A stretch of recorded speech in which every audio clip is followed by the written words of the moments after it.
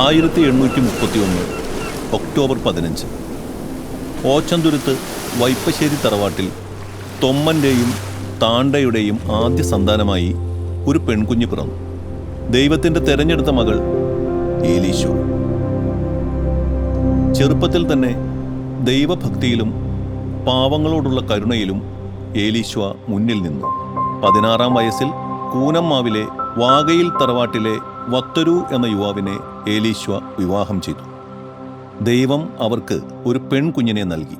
അന്ന എന്ന് അവൾക്കവർ പേരിട്ടു. പക്ഷേ സന്തോഷകാലം അധികം ദീർഘമായില്ല. 1.5 വർഷത്തിനുള്ളിൽ വത്തരു രോഗബാധിതനായി മരണപ്പെട്ടു. യൗവനത്തിൽ തന്നെ വിധവയായ ഏലീശോ 2ാം വിവാഹത്തിന് വിസമ്മതിച്ചു.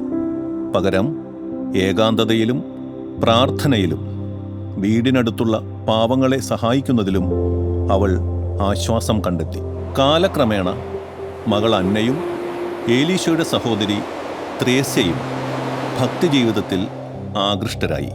അവരും ആത്മീയ ജീവിതം സ്വീകരിക്കുവാൻ തയ്യാറായി.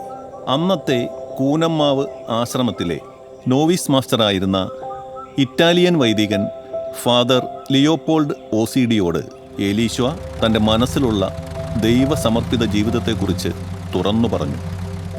അദ്ദേഹം ഈ ആഗ്രഹം വരാപ്പുഴ മെത്രാനായിരുന്ന ബെർണാഡിനോ വെച്ചിനെല്ലിയെ അറിയിച്ചു. 1866 3 പേരെയും സന്യാസ ജീവിതത്തിലേക്ക് സ്വീകരിക്കുവാൻ മെത്രാൻ അനുമതി നൽകി. ഏലീശോയുടെ സ്വന്തം പുരയിടത്തിൽ മുളകൊണ്ട് നിർമ്മിച്ച ചെറിയ ഒരു വീട്ടിൽ നിന്നാണ് ഈ ദിവ്യ സന്യാസ സഭയുടെ ആദ്യ പ്രവർത്തനം ആരംഭിച്ചത്. സ്ത്രീകൾക്കായുള്ള കർമ്മലീത്ത നിഷ്പാതുക 3ാം സഭ ഇന്ത്യയിലെ ആദ്യത്തെ കർമ്മലീത്ത സന്യാസിനി സഭയായി. 1868 ജനുവരി 2 വിശുദ്ധ അന്നയുടെ നാമധേയത്തിൽ പെൺകുട്ടികൾക്കായി ബോർഡിംഗ് ഭവനം ആരംഭിച്ചു. പെൺകുട്ടികളെയും അനാഥരും വിധവകളുമായ സ്ത്രീകളെയും സംരക്ഷിച്ച് അവർക്ക് വിദ്യാഭ്യാസത്തിൻ്റെ വെളിച്ചം നൽകി. ഭാഷ, ഗണിതം, കൊന്തകെട്ട്, മെഴുകുതിരി നിർമ്മാണം, പ്രാർത്ഥന എന്നിവ അവരെ പഠിപ്പിച്ചു. ജീവിതം മുഴുവൻ ദൈവസമർപ്പണത്തിലും സേവനത്തിലും കരുണയിലും മുഴുകി ഏലീശോ ജീവിച്ചു. 1890 റീത്ത് അടിസ്ഥാനത്തിൽ ഈ സന്യാസിനി സഭ വിഭജിക്കപ്പെട്ടു. Congregation of Teresian Carmelites, congregation of mother of Carmel എന്നീ 2 സന്യാസിനി സഭകളായി ഇന്നും തുടർന്നു പോരുന്നു. 1913 ജൂലൈ 18 മദർ ഏലീശോ പരലോകപ്രാപ്തയായി.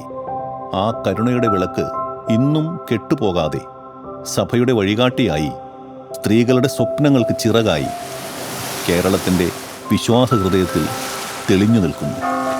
ദൈവത്തിൻ്റെ തെരഞ്ഞെടുത്ത ദാസി, സ്ത്രീ ശക്തിയുടെ ദൈവീക പ്രഖ്യാപനം.